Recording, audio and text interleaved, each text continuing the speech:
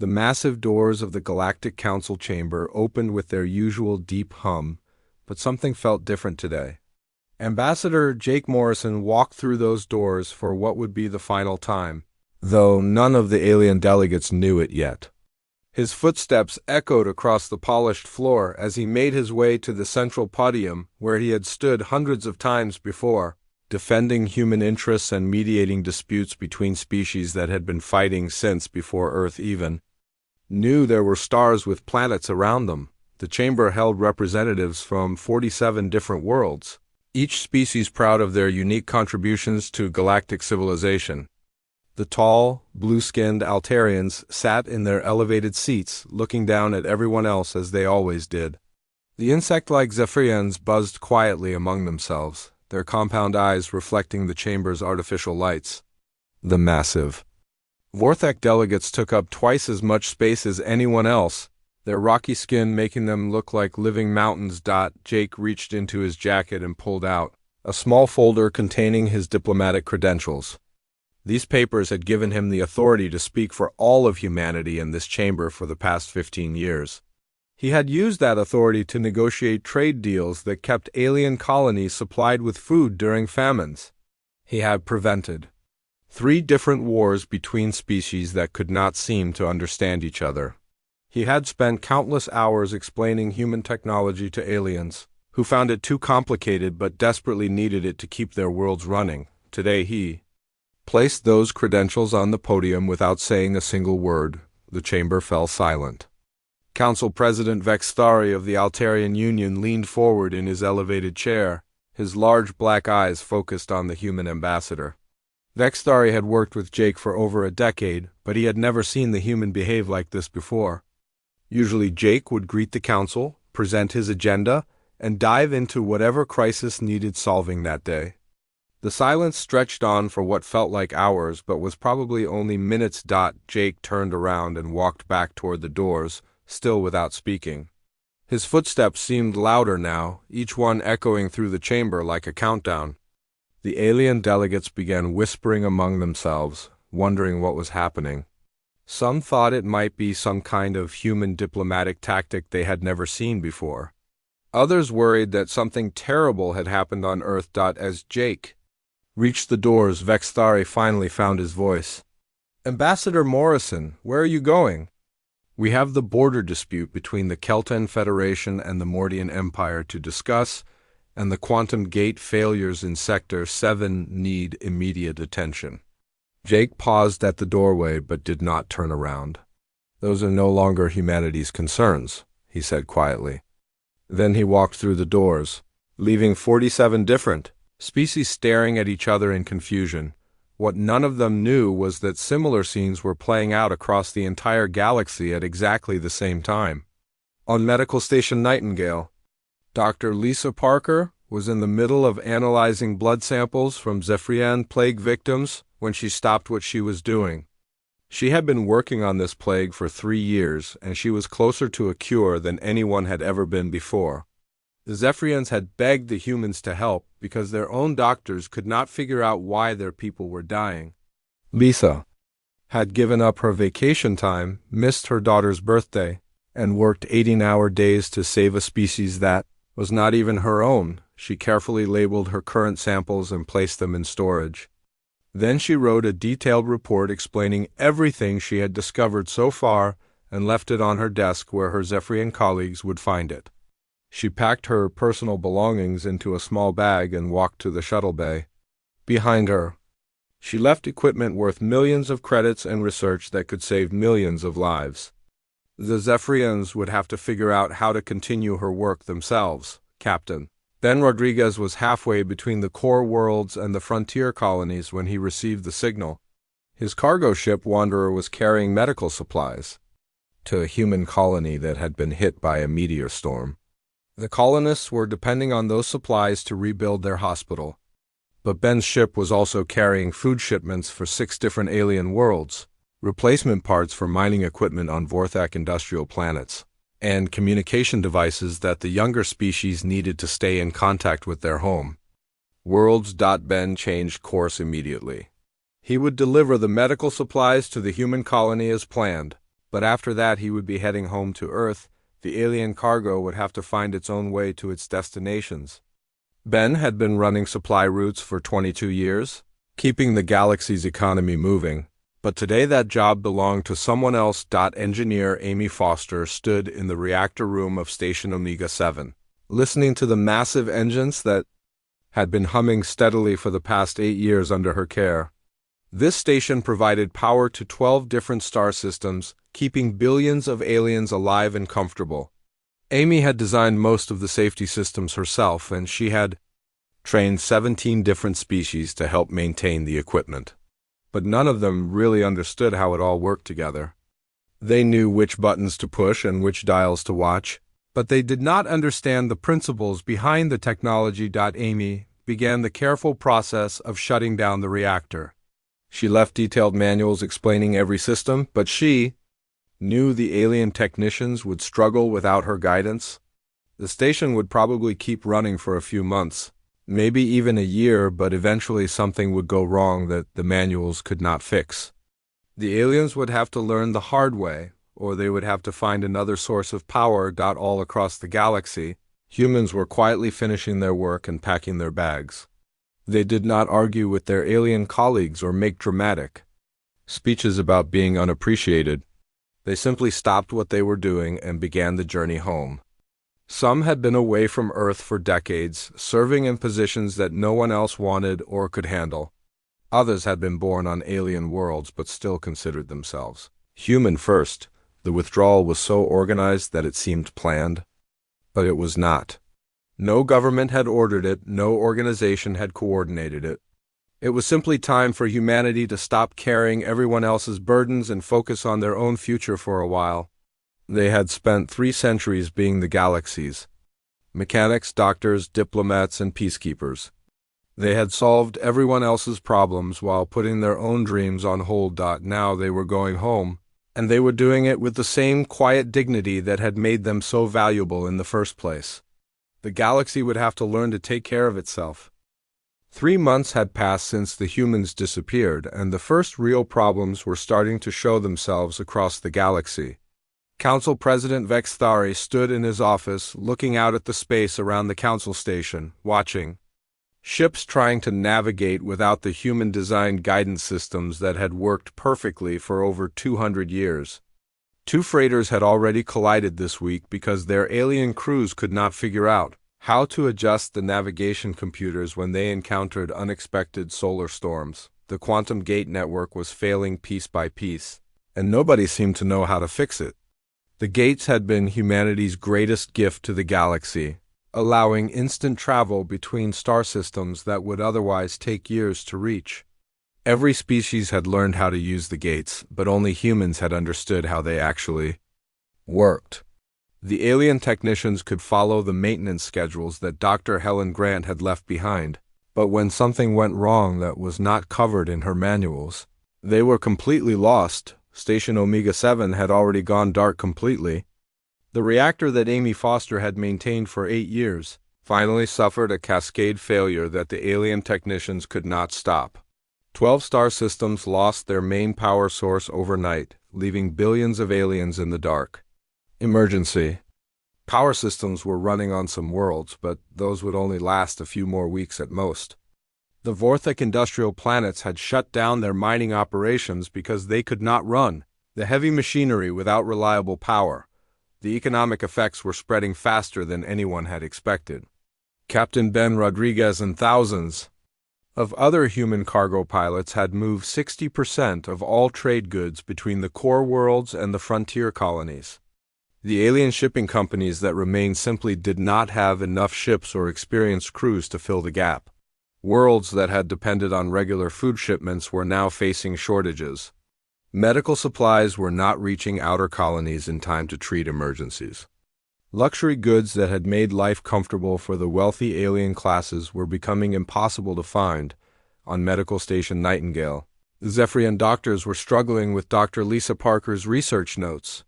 She had been so close to finding a cure for the plague that was killing their people, but her handwriting was difficult to read and her scientific methods were completely different from anything the Zephyrians had learned. They could understand some of her experiments, but they could not figure out why she had chosen to test certain combinations of chemicals or why she had focused on specific genetic markers. Dr. Kethver, the lead Zephyrian scientist, had spent weeks trying to recreate Lisa's most recent experiments. Every time he thought he was making progress, something would go wrong and he would have to start over. The equipment Lisa had used was designed by humans and worked in ways that seemed logical to human minds but made no sense to insect-like. Zephyrian thinking? 3 more colonies had reported new plague outbreaks, and Kethver was no closer to a cure than he had been when Lisa first left. The political situation was getting worse every day. Ambassador Kate Sullivan had spent 20 years preventing wars between the Mordian Empire and the Kelton Federation, 2 species that seemed to disagree about everything. Her carefully negotiated treaties had kept peace along their shared border. But without her constant mediation, old grudges were surfacing again.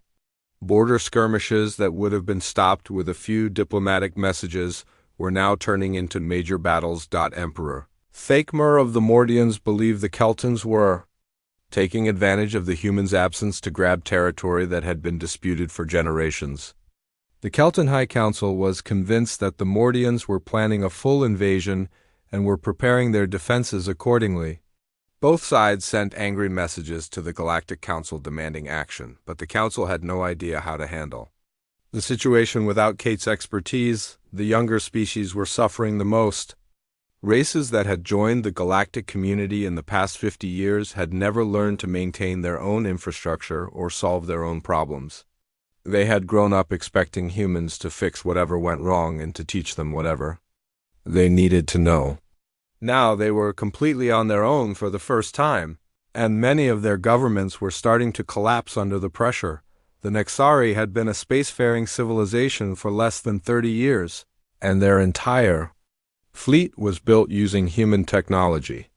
When their ships started breaking down, they had no one to turn to for repairs. Their colonies were losing contact with their homeworld one by one as communication satellites failed.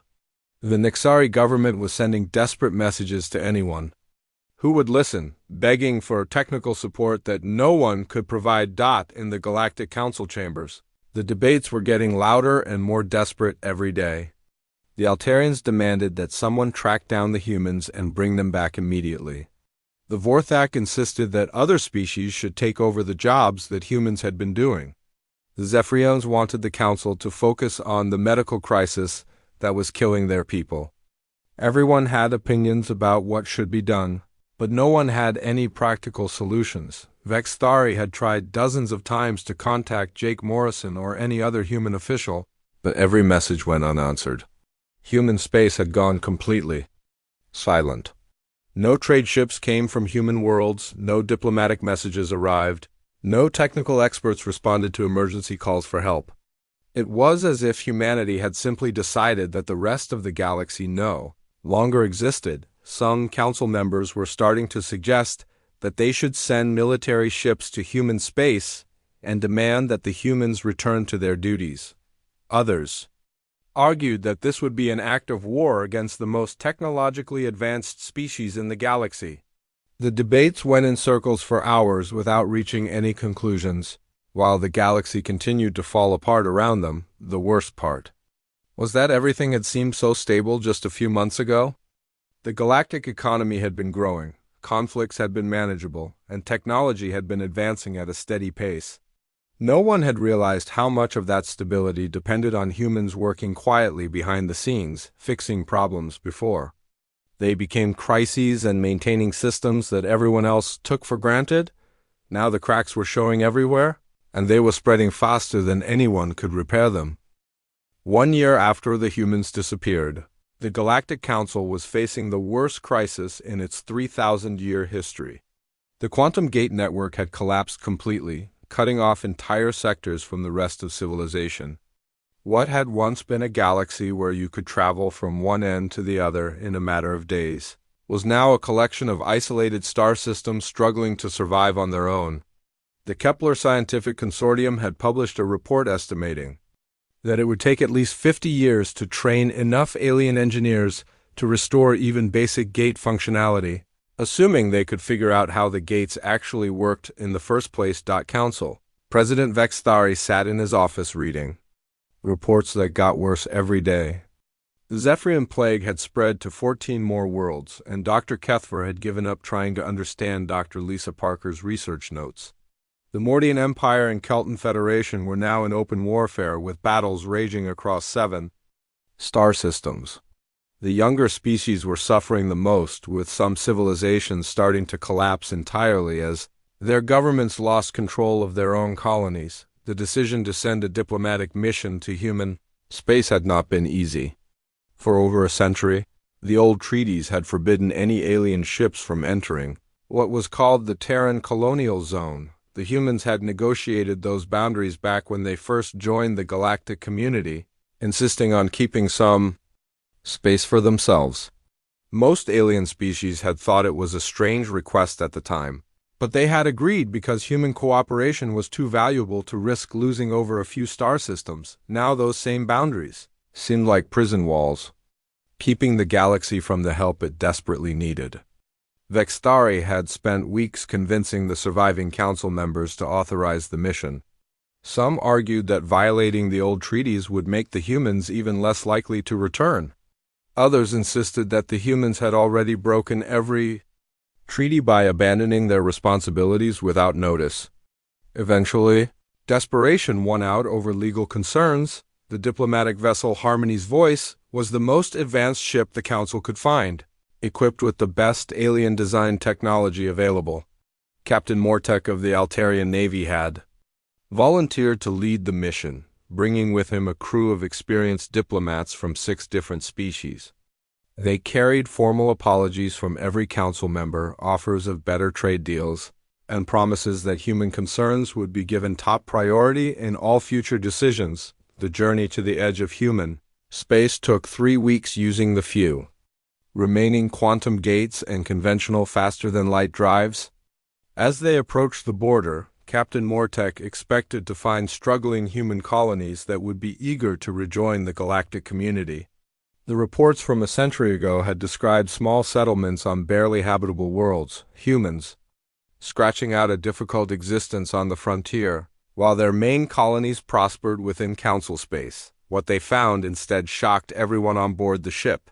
The border was marked by a network of monitoring stations that detected Harmony's Voice long before they could see any human installations. The technology was clearly advanced, using sensor designs that the alien crew did not recognize. When they tried to continue deeper into human space, 3 ships appeared out of nowhere to intercept them. Commander Paul Jackson of the Terran Defense Force was polite but firm when he contacted the alien vessel. His ships surrounded Harmony's Voice with an efficiency that made Captain Mortek nervous. The human vessels were sleek and fast, clearly built with technology that was decades ahead of anything in council space.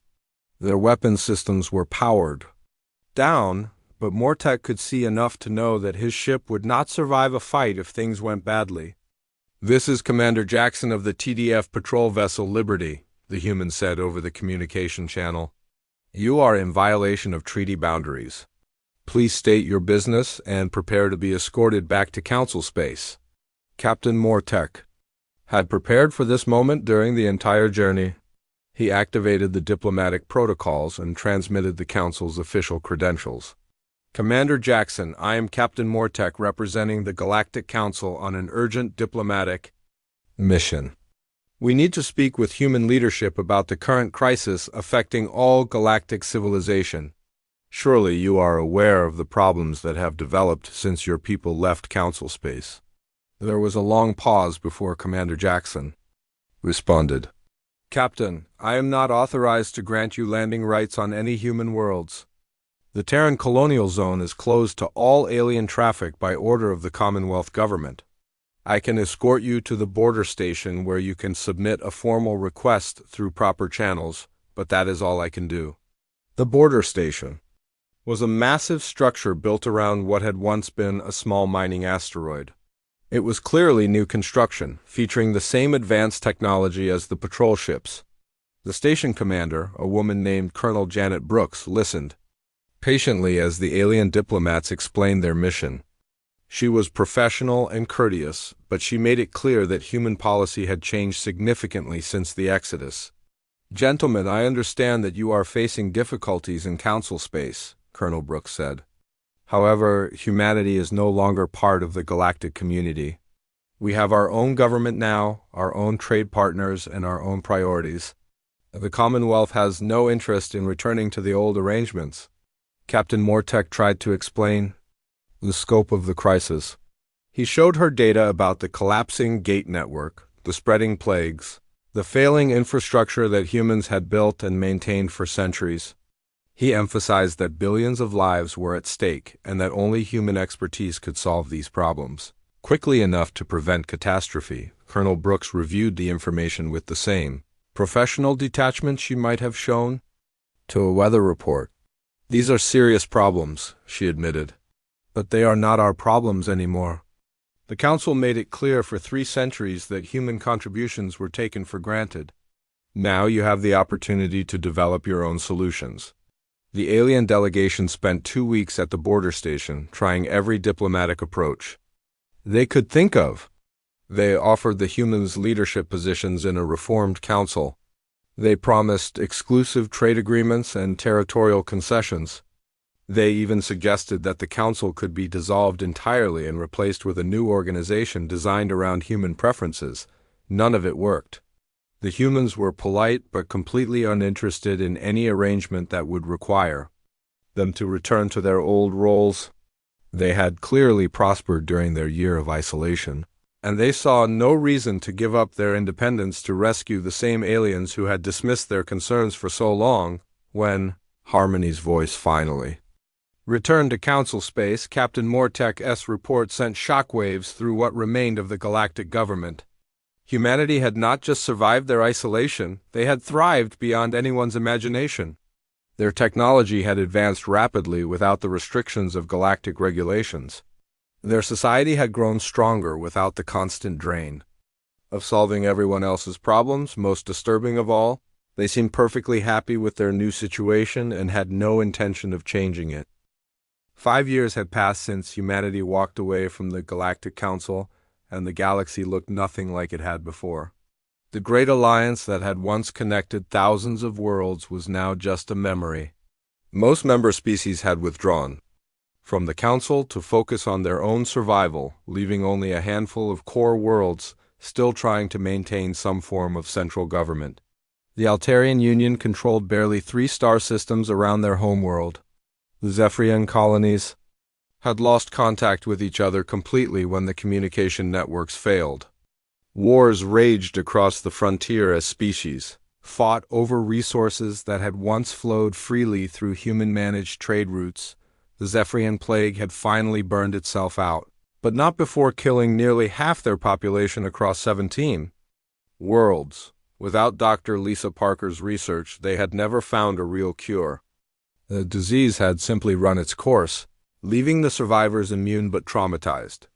Dr. Kethver had committed suicide 2 years earlier, unable to live with the knowledge that millions had died while the cure sat in research notes he could not understand. Former Council President Vextari stood in what had once been the Grand Assembly Hall, now empty except for representatives from 8 surviving governments. The massive chamber that had once echoed with debates between dozens of species was now quiet enough to hear the air recycling systems humming in the walls. The quantum gate network was completely dead, making it impossible for distant worlds to send delegates even if they wanted to.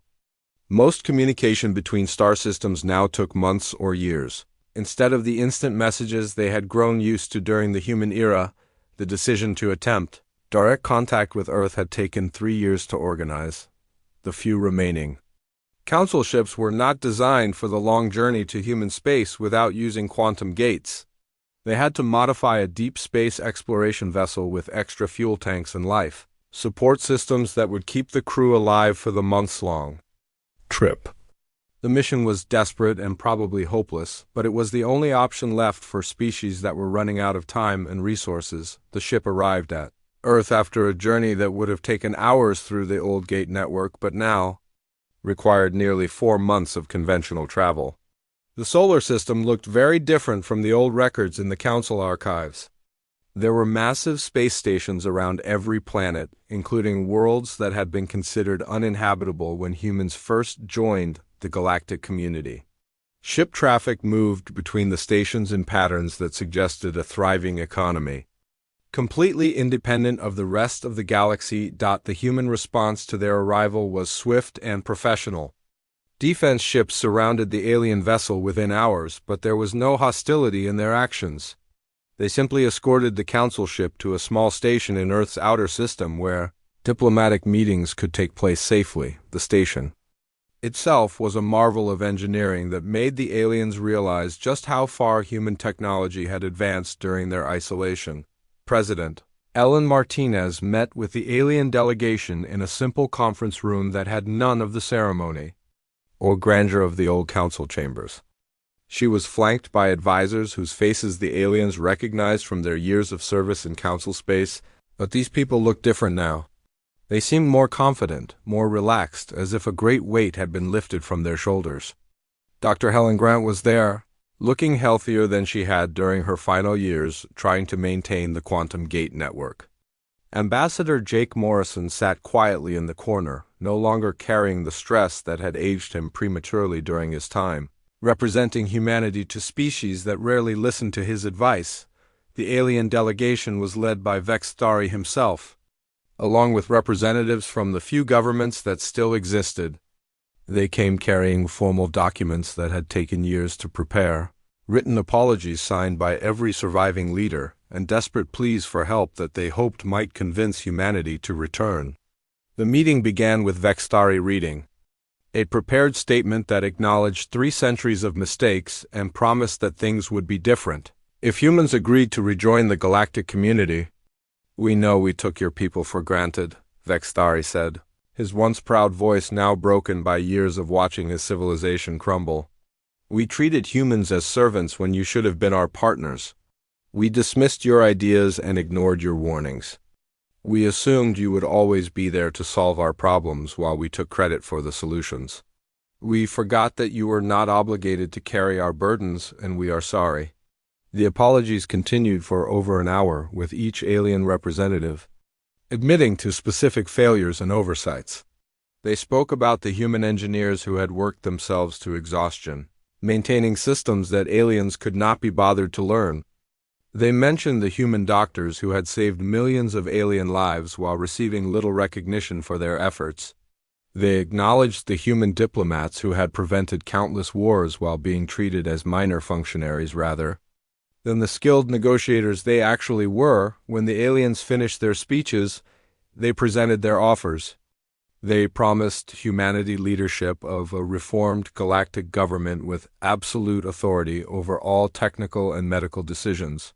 They offered exclusive trade agreements that would make human worlds wealthy beyond imagination. They suggested that the old council could be dissolved entirely and replaced with whatever form of government humans preferred. Some even offered to abandon their home worlds and relocate to systems chosen by human authorities, essentially becoming refugees under human protection. President Martinez listened to everything with the same patience that had once made human diplomats legendary throughout the galaxy. She took notes during the presentations and asked clarifying questions when the alien proposals seemed unclear. When they were finished, she thanked them for making the long journey and acknowledged that their apologies seemed sincere. Then she gave them an answer that none of them had expected. "We appreciate that you have recognized your mistakes," she said calmly, "and we harbor no anger toward any of your people for what happened in the past. But you need to understand that humanity has moved beyond the need for your approval or partnership. We spent 3 centuries trying to help you build a better galaxy, and we learned important lessons from that experience. The most important lesson was that we are better off when we focus on our own growth rather than trying to fix everyone else's problems." She explained that humanity had found new trading partners among species that had never joined the Galactic Council, civilizations that treated humans as equals rather than convenient problem solvers. The Terran Commonwealth now included dozens of worlds and several non-human species that had chosen cooperation over dependency. Human technology had advanced faster in 5 years of independence than it had in 50 years of council membership, freed from regulations designed to prevent any one species from becoming too powerful. "We found something better in our isolation," President Martinez concluded. "We found ourselves." 10 years had passed since humanity walked away from the Galactic Council, and the galaxy had settled into its new reality. The Great Council that had once ruled thousands of worlds was now just a chapter in history books, remembered more for its dramatic collapse than for its 3 millennia of existence. In its place, smaller and more practical alliances had formed between neighboring star systems, each group learning to solve their own problems instead of depending on others to do the work for them. Some species had adapted better than others to the new way of life. The Altarians had surprised everyone, including themselves, by developing genuine engineering skills once they stopped expecting humans to fix everything for them. It had taken them 6 years and several catastrophic failures, but they had finally learned to maintain their own power systems and communication networks. Their worlds were no longer the centers of galactic culture they had once been, but they were stable and self-sufficient in ways they had never been before. The Zephyrians had found their own cure for the plague that had killed so many of their people. Dr. Kethvera's successor, a young scientist named Dr. Zikara, had approached the problem from a completely different angle than Dr. Lisa Parker had used. Instead of trying to understand human research methods, she had developed Zephyrian solutions based on how their insect-like biology actually worked. The cure she created was not as elegant as what Dr. Parker might have developed, but it worked for Zephyrian physiology. In ways that human medicine probably never could have, the younger species had faced the hardest challenges when the humans disappeared, but those that survived had become stronger than anyone expected.